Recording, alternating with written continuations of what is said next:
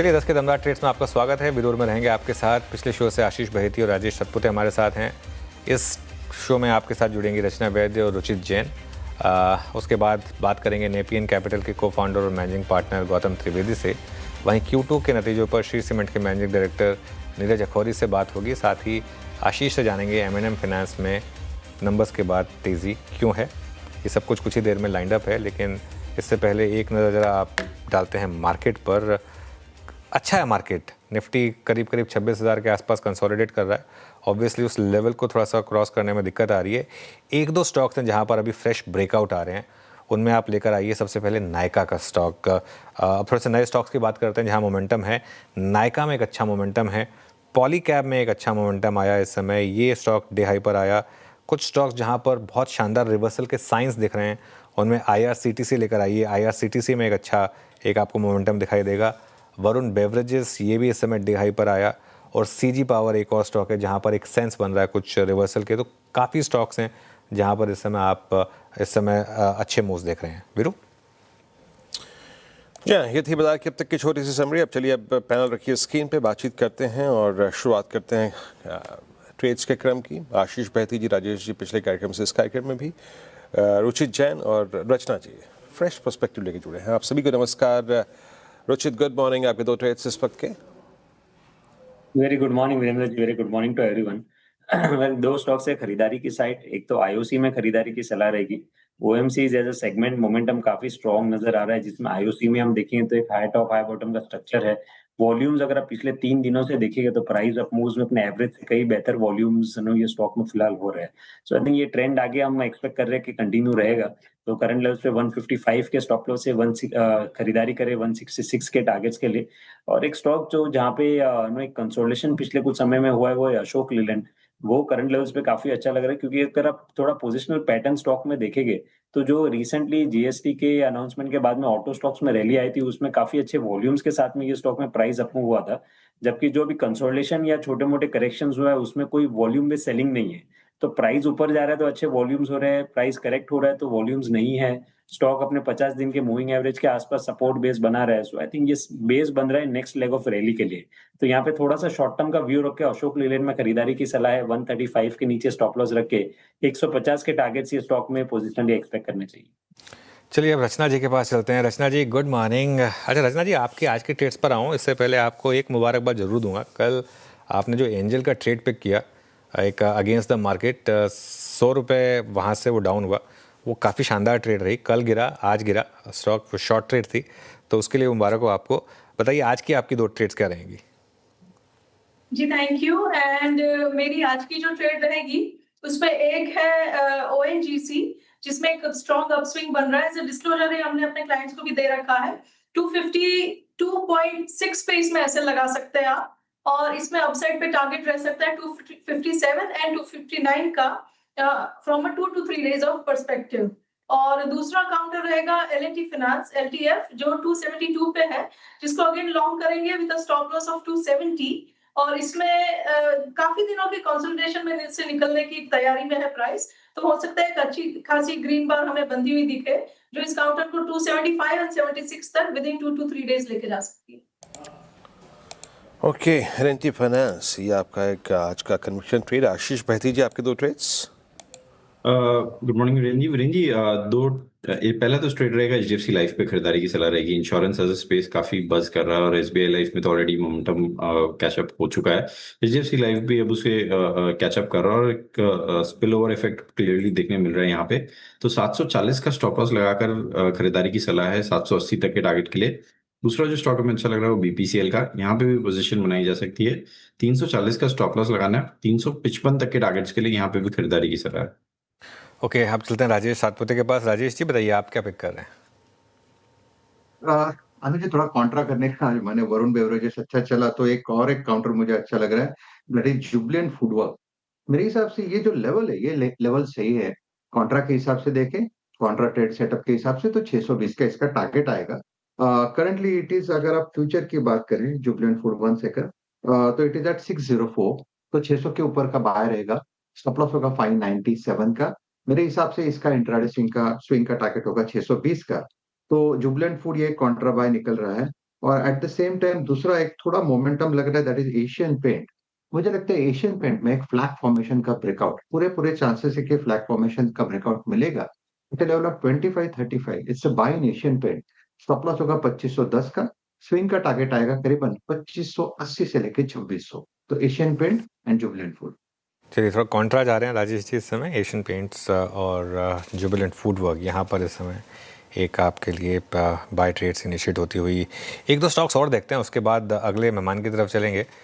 Pharma की बात हुई थी हमारी, सन फार्मा लेकर आइए आप एक बार जरा, और एक बार आप लेकर आइए डीवीज लैब्स का chart. I think Divi's labs काफ़ी स्ट्रॉन्ग स्टॉक रहा है यहाँ पर। राजेश जी एक बार डीवीज लैब्स का चार्ट देखिए, कोई व्यू स्टॉक पर। हाँ जी, अनुज देखिए डीवीज लैब में एक स्विंग आएगा, क्योंकि इसका जो लो था आपने 10 डे में का लेवल पकड़ा है यहाँ पे, तो वो करीबन 6495 यानी 6500 6500। मेरे हिसाब से करंट लेवल से स्विंग मिलना चाहिए 6600 तक का। तो स्टॉप लॉस जो होगा वो अकॉर्डिंगली स्विंग ट्रेड वो होगा 6510 का। दिन के लो के नीचे हम लोग स्टॉप लॉस रखेंगे। तो buy in Divi's lab, yes it's buy. Buy in Divi's lab. चलिए अब आगे बढ़ते हैं। हमारे साथ नेपियन कैपिटल के को फाउंडर और मैनेजिंग पार्टनर गौतम त्रिवेदी जुड़े हैं, उनसे जानते हैं कि उनकी क्या रणनीति है इस बाजार में। Gautam ji good morning. काफ़ी शानदार महीना रहा अक्टूबर का मार्केट के लिए। एक एक्सट्रीम पेसिमिज्म से हम एक्सट्रीम ऑप्टिमिज्म पे आए। बैंक निफ्टी ने ऑल टाइम हाई लगाया, निफ्टी ऑल टाइम हाई के काफ़ी करीब पहुंच चुका है, सिर्फ 300 पॉइंट दूर है अब। इन लेवल्स पर अब आपका व्यू क्या है मार्केट को लेकर? मुझे लगता है कि मार्केट में आज की तारीख में जिस तरह से पैसा डोमेस्टिक फंड्स और इंश्योरेंस कंपनी से आ रहा है, जनवरी से अब तक आप देखिए तो करीबन 71 बिलियन डॉलर का निवेश हुआ है, जबकि फॉरेन पोर्टफोलियो इन्वेस्टमेंट्स एफपीआईज ने करीबन 16.5 बिलियन का सेलिंग किया है। तो मुझे लगता है कि जब आप ये नंबर ये आंकड़ा देखें तो मार्केट और भी ऊपर होना चाहिए, लेकिन मुझे लगता है कि जो तीसरा मार्केट का हिस्सा है, मतलब AIFs, family offices, retail, PMS, retail जो डायरेक्टली म्यूचुअल फंड के थ्रू नहीं जाता, डायरेक्टली मार्केट में निवेश करता है, तो वो जो क्लास है, जो इन्वेस्टर्स क्लास है, वो भी मुझे लगता है कि आज की तारीख में दे नीड टू पार्टिसिपेट। जब तक उनका पार्टिसिपेशन नहीं आएगा, मुझे लगता है कि मार्केट और ऊपर नहीं जाएगा। और मैंने देखा है इतने वर्षों में कि ये जो तीसरा हिस्सा है, एक क्लास ऑफ इन्वेस्टर्स, वो लोग एफपीआई पे फोकस करते हैं कि जो फॉरेन इन्वेस्टर्स रिटर्न वापस इंडिया में आए, तो मुझे लगता है ये लोग रिटर्न भी आएंगे। ओके चलिए, तो रिटेल खैर भारतीय मार्केट के लिए सबसे बड़ी फोर्स रहा भी है एक्चुअली। बहुत लोग कहेंगे तीसरा क्या, अब तो सबसे बड़ा तबका बन चुका है। लेकिन सेक्टोरली इस समय आप कहाँ पर पॉजिटिव हैं? क्या आपको लग रहा है इस मार्केट को यहाँ से लीड करेगा आगे जाते हुए? मुझे लगता है अभी मैं इनफैक्ट अमेरिका से लौटा हूँ, और वहाँ पे भी एक सवाल जो कई लोगों ने मुझे, इन्वेस्टर्स ने पूछा कि भारत में ऐसे ही कौन सी कंपनियां हैं जिससे एआई कंपनीज लिस्टेड है, या डेटा सेंटर कंपनी लिस्टेड है, क्लाउड कंप्यूटिंग कंपनीज लिस्टेड है। तो वहां पे AI has become the most important industry वहां पे, आप देखिए अमेरिका में। तो वो हिसाब से काफी इन्वेस्टरों ने ये पूछा कि इंडिया में जो एआई खेलना हो तो how do we invest in AI companies. हमारे फंड की तरफ से, नेपियन कैपिटल के फंड की तरफ से, हम लोग we are playing AI through power sector. तो पावर में एआई, वैसे आप देखने जाए 2-3 कंपनियां ही हैं जो डेटा सेंटर या क्लाउड कंप्यूटिंग में बिजनेस कर रही है आज की तारीख में, लेकिन आई एम श्योर कि आने वाले 2 या 3 साल में और भी कंपनियां लिस्ट होंगी। लेकिन पावर एक ऐसा एक सेक्टर है कि विदाउट पावर एआई नहीं चल पाएगा। तो उसकी वजह से हमने पावर में बड़ा निवेश किया है। Power is now second highest sector allocation हमारे फंड से। सो मुझे लगता है अभी भी पावर में काफी जान है। होटल इंडस्ट्री आप देखिए, उसमें भी मुझे लगता है कि काफी बढ़ावा है। और 5 या 6 साल पहले करीबन 2 या 3 कंपनियां थी, Indian hotels, east India hotels और एक छोटी सी 2-3 और छोटी कंपनियां। लेकिन आज की तारीख में आप देखिए करीबन 10 कंपनियां हैं। आईटीसी होटल्स है, लीला है, तो काफी कंपनियां अभी लिस्ट हो चुकी है। और मुझे लगता है होटल सेक्टर में भी फोकस करना चाहिए। ओके, होटल्स आपकी कन्विशन लिस्ट में है, then AI and specially power. अच्छा गौतम जी, मेटल्स पे आप किस तरीके से अलाइंड हैं यहाँ पर? मतलब आपका व्यू क्या है मेटल्स की? ये तेज़ी और कितनी चलेगी? और क्योंकि एक फेज जो था वो प्रीशियस मेटल्स का तो आके चला गया, but now this ferrous non ferrous section, ये कितना कंटिन्यू करेगा? मुझे लगता है कि वैसे तो हम मेटल्स में इन्वेस्ट नहीं करते क्योंकि वो सिक्लिकल सेक्टर है और हम सिक्लिकल्स को यूजुअली अवॉइड करते हैं। लेकिन आज की तारीख में भी आज भी देखिए, अब टाटा स्टील और जेएसडब्ल्यू स्टील 52 वीक हाइस पे चल रहे हैं आज, और ये कितना दिन और चलेगा I don't really know. I mean हम लोग वैसे ये सेक्टर में सिक्लिकल्स में इन्वेस्ट करते ही नहीं है। ओके, तो मेटल्स में है स्ट्रेंथ लेकिन आप इसमें इन्वेस्टमेंट करते नहीं हैं। पर इस बार सर हमारी पूरे इस रिवर्सल की, आई मीन जुलाई अगस्त के जो सिंकिंग जोन थे वहाँ से जो रिवर्सल था उसको लीड किया बैंक्स ने, और बैंक्स में भी पीएसयू बैंक्स ने। इससे आप थोड़ा प्रभावित हुए क्या? बैंक्स पे आपकी रीडिंग क्या कह रही है सर, और आप क्या क्या चीज़ कर रहे हैं बैंक्स में इस वक्त? तो बैंक, आपकी बात सही है कि बैंक्स जो मतलब करीबन मुझे लगता है 15 या 16 महीनों से रियली उसमें कोई बढ़ावत नहीं आई थी। लेकिन मुझे लगता है कि अभी आप देखिए ओवरऑल बैंकिंग सेक्टर, और मैं सिर्फ कमर्शियल बैंक्स की बात नहीं कर रहा हूँ, प्राइवेट या पीएसयूज की, मैं ओवरऑल एनबीएफसीज की बात कर रहा हूँ, गोल्ड लोन कंपनीज की बात कर रहा हूँ। ये पूरे सेक्टर में कितना एमएनए शुरू हो गया है। स्ट्रेटेजिक इन्वेस्टर्स आ रहे हैं मिडिल ईस्ट के, सीईओ चेंज हो रहे हैं, रिस्ट्रक्चरिंग हो रहा है। तो मुझे लगता है कि ये सेक्टर भी, जो मुझे शायद बोलना चाहिए था अनुज के सवाल का, कि मुझे लगता है कि ये भी एक और सेक्टर है जहां पे काफी बदलाव आ रहे हैं, और definitely this will lead the market going forward. Okay अच्छा, मैं अगले सवाल पे आऊँ। मीनवाइल उससे पहले एक बार निफ्टी रखिएगा ज़रा स्क्रीन पर। 78 पॉइंट ऊपर निफ्टी। रिलायंस का चार्ट रखिए ज़रा एक बार स्क्रीन पर, और फिर लेकर आइए आप निफ्टी का कंट्रीब्यूशन। ये देखिए रिलायंस 1500 क्रॉस करता हुआ इस समय, और एक बार निफ्टी का कंट्रीब्यूशन लेकर आइए। रिलायंस करीब करीब 30 पॉइंट यहाँ पर कंट्रीब्यूट करता हुआ, शानदार तेज़ी यहाँ पर इस समय रिलायंस में आपको दिखाई देगी। गौतम जी, ये मार्केट का सबसे बड़ा स्टॉक, आई डोंट नो आप कंफर्टेबल होंगे या नहीं, लेकिन क्या एक सेंस बन रही है कि यहाँ पर वापस एक इंटरेस्ट आ रहा है इन्वेस्टर्स का वापस स्टॉक में? ये जरूर आ रहा है। मुझे लगता है कि कंपनी ने भी अनाउंस कर चुके हैं कि अगले साल जियो का भी लिस्टिंग होगा, and I think that will unlock a lot of value. और इतने it has been an underperformer for the longest time, ये स्टॉक चला नहीं था, but it's a steady compounder. जो आप 25 साल या 30 साल के दायरे से देखें तो it is been a steady compounder. तो मुझे लगता है कि दैट्स अ ग्रेट स्टोरी, और वैल्यू अनलॉकिंग काफी होने वाली है over the next 12 to 18 months। Pharma पर क्या व्यू है आपका, और फार्मा में आप इस समय कहाँ बैठ लेंगे? जेनेरिक्स पर, सीडीएमओ, या कोई और हेल्थ केयर स्पेस जो आपको अच्छी लग रही हो? फार्मा में हम लोग ओवरऑल हेल्थ केयर स्पेस में हम वी लाइक हॉस्पिटल्स अभी भी, और हमने हमने एक हॉस्पिटल कंपनी में इन्वेस्ट किया है और एक और अभी स्टडी कर रहे हैं। लेकिन ओवरऑल जो फार्मा है, मुझे लगता है जब तक ये ट्रेड का इशू अमेरिका के साथ सॉल्व ना होए, we are staying away from overall generic हो या सीडीएमओ। ओके अच्छा गौतम जी, पॉसिबली लास्ट आखिरी प्रश्न पूछ रहा हूँ यहाँ पे। आपने एआई का जिक्र किया, बट आप एआई को बाइसेक्ट करते करते करते करते अगर आप देखें तो पावर पे चले गए। But what about IT as a whole? I mean front line IT, अभी नंबर्स ठीक ठाक रहे, हमारी गिरावट थम गई, एक मीनिंगफुल पुल बैक था, बट स्टिल उसे स्ट्रेंथ कहना गलत होगा। आईटी, मिड कैप आईटी, इन दोनों पर आपका व्यू क्या बन रहा है इस वक्त? नहीं, आपकी बात सही है कि ये रिजल्ट्स ठीक ठाक है, लेकिन इसका इसका ये मतलब नहीं कि जो जो असली मुद्दा है एआई का, जो इम्पैक्ट अमेरिका में शुरू हो चुका है।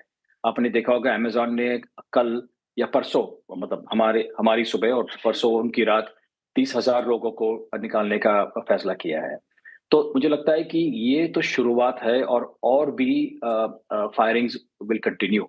और मुझे लगता है कि जब तक अपना इंडियन आईटी सेक्टर एआई क्षेत्र में अभी इन्वेस्ट करे, प्रोडक्ट्स निकाले, मॉडल्स, एलएलएम मॉडल्स निकाले, जो वो नहीं करेंगे और they don't pivot to AI, मुझे लगता है कि the core business is under threat. तो आज की तारीख में I would not be investor in Indian IT sector.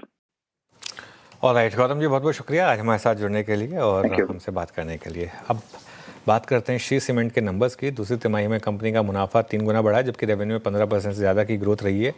हालांकि ये आंकड़े अनुमान से थोड़े कम रहे क्योंकि अनुमान काफ़ी ज़्यादा थे।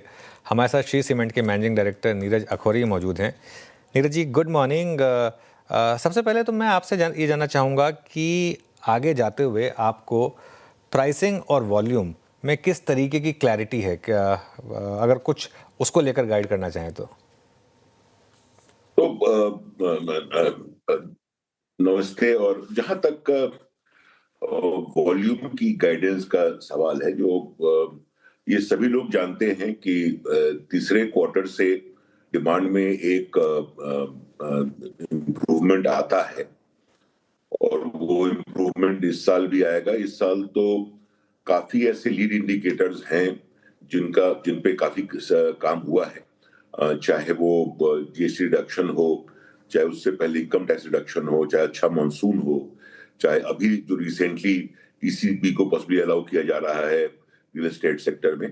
तो ये सारे जो इंडिकेटर्स हैं ये इस तरफ जरूर दर्शाते हैं कि डिमांड इंप्रूवमेंट रहेगा, लेकिन मेरे ख्याल से थोड़ा अर्ली है इसको प्रेडिक्ट करना।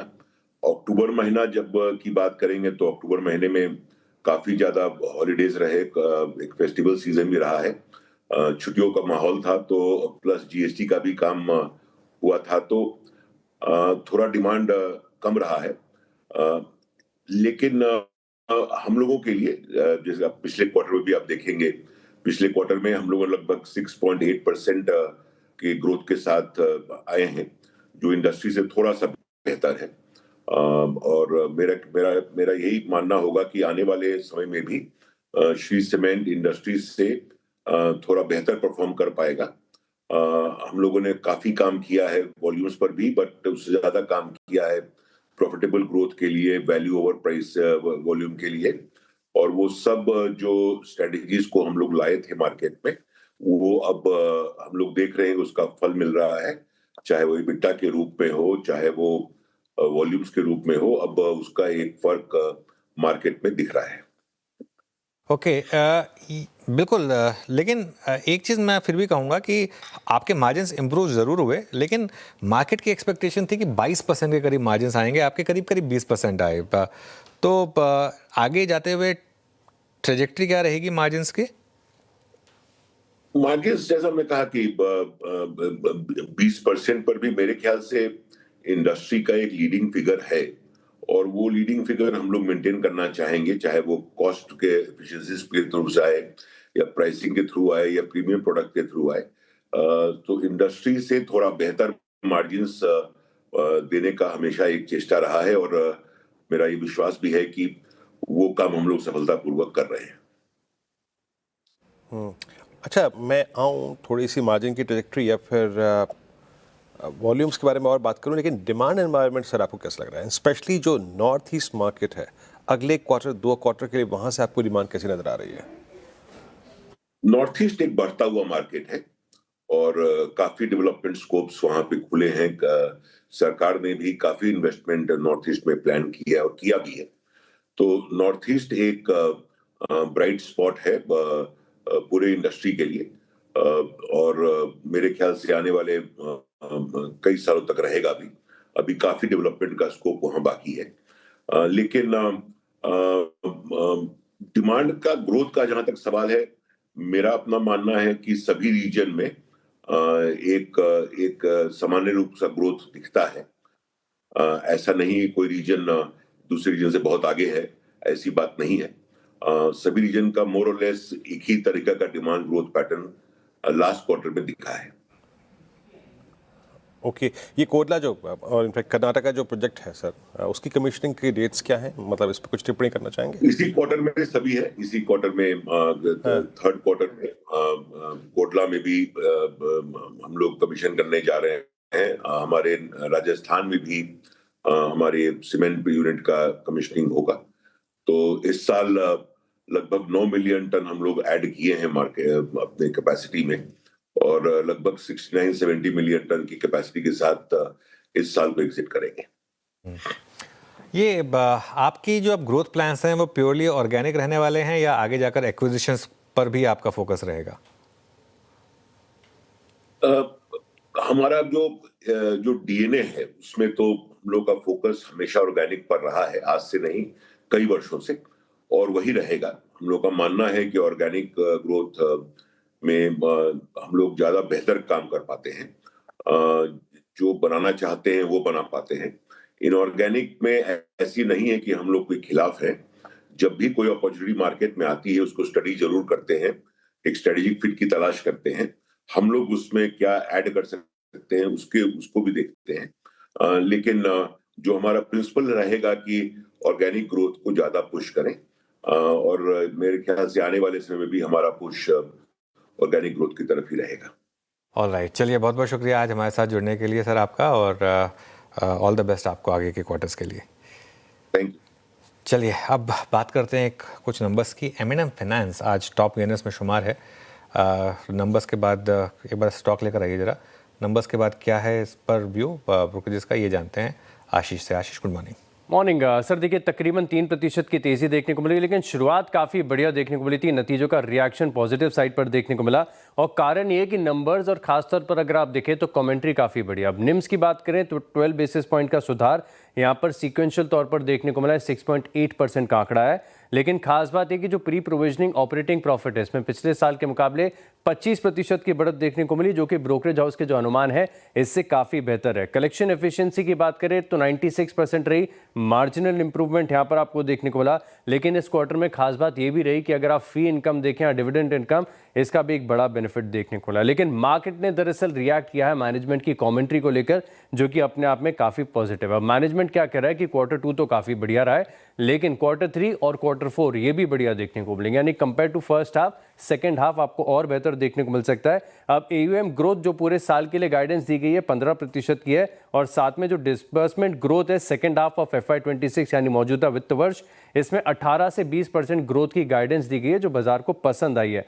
अब वैल्यूएशन के लिहाज से अगर आप देखें तो ये स्टॉक आपको सस्ता ही नजर आएगा। अच्छी वैल्यूएशन है, ठीक ठाक वैल्यूएशन है, क्योंकि फॉरवर्ड FY27 EPS के हिसाब से अगर आप देखें और पूरे बुक वैल्यू के हिसाब से तो केवल 1.5 times price to book value पर चल रहा है, तो रीजनेबल वैल्यूएशन है। और इसी के चलते जो ब्रोकरेज हाउस है इसकी तरफ से भी अच्छी रिपोर्ट्स हैं। आप मॉर्गन स्टैनली की रिपोर्ट देखें तो इक्वल वेट की रेटिंग के साथ 300 का टारगेट है, और मोतीलाल ओसवाल की तरफ से भी जो अच्छी रिपोर्ट आई है इसमें 350 रुपये का टारगेट दिया गया है।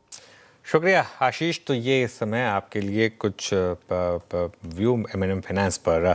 आगे बढ़ते हैं, बात करते हैं हमारे सहयोगी platform money control super pro के खास पेशकश super pro chart of the day की। हम हर दिन आपके लिए एक ज़ोरदार एक्शन वाले चार्ट को डिकोड कर रहे हैं। आज का चार्ट बहुत ही शानदार है, और ध्यान रखिएगा ये मनी कंट्रोल सुपर प्रो के सब्सक्राइबर्स को काफ़ी फ़ायदा रहा होगा, क्योंकि ये सुबह सुबह उन्हें चार्ट मिला होगा।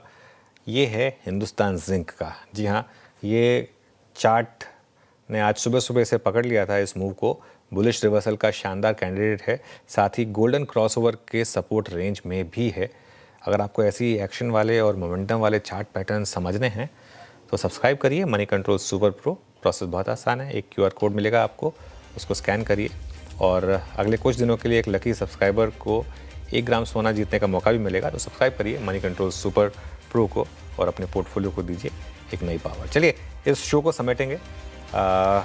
मार्केट में अभी भी मोमेंटम अच्छा है, निफ्टी 26,000 के ऊपर है, रिलायंस लीड कर रहा है इस मूव को इस समय। आपके काफ़ी सवाल होंगे, उनके जवाब ट्रेडर्स हॉटलाइन में कंचन के साथ इस छोटे से ट्रांजिशन के बाद।